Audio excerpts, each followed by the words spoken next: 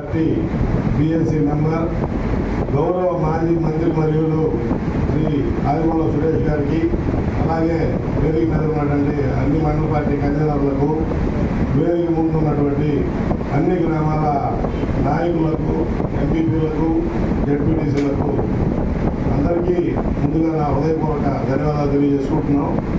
ఇక్కడ ఈరోజు మన ఇన్ఛార్జ్ సురేష్ గారి ఆదేశాల మేరకు మనందరూ సమావేశమయ్యేవారి ముఖ్య ఉద్దేశం మీకు తెలిసే ఉంటుంది.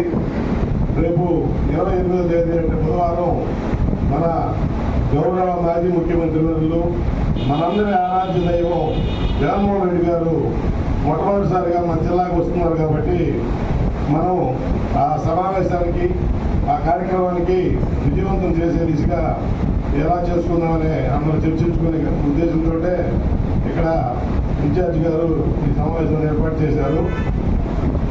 ఎప్పుడైనా సరే రైతే రాజు అని అన్నారు. రైతే రాజు అని ఎప్పుడు వెలుగుందంటే, గతంలో మన దివంగత ముఖ్యమంత్రి వర్యులు రాజశేఖర రెడ్డి గారు 6 సంవత్సరాలు పరిపాలన చేసిన టైంలో రైతు రాజుగా వెలుగొందాడు. ఆ తర్వాత మనం చూస్తే జగన్మోహన్ రెడ్డి గారు పరిపాలన చేసిన 5 సంవత్సరాల్లో 2 సంవత్సరాలు కరోనా బాగుంది, మిగిలిన 3 సంవత్సరాల్లోనే రైతు రాజుగా వెలుగొందారు.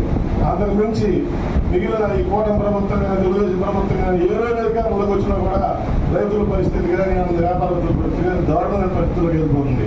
ఇప్పుడు రైతులు రాబోయే రోజుల్లో ఆత్మహత్యలు చేసుకునే పరిస్థితికి వస్తున్నారు.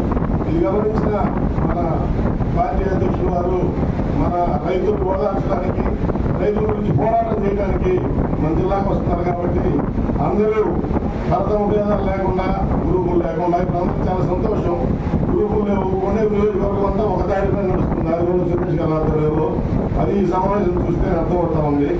అందరూ ఎవరి సహాయశక్తుల వాళ్ళు ఈ కార్యక్రమాన్ని జయప్రదం చేయడానికి ఎవరి సహాయశక్తుల ప్రయత్నించి, జగన్మోహన్ రెడ్డి గారు జనాల్లోకి వస్తే ఎలా ఉంటుందో మీరు చూస్తున్నారు. కాబట్టి గతంలో అలాగే మన జిల్లా వచ్చినప్పుడు కూడా జగన్మోహన్ రెడ్డి గారికి మనమంతా ఆదరించి పంపించాలి.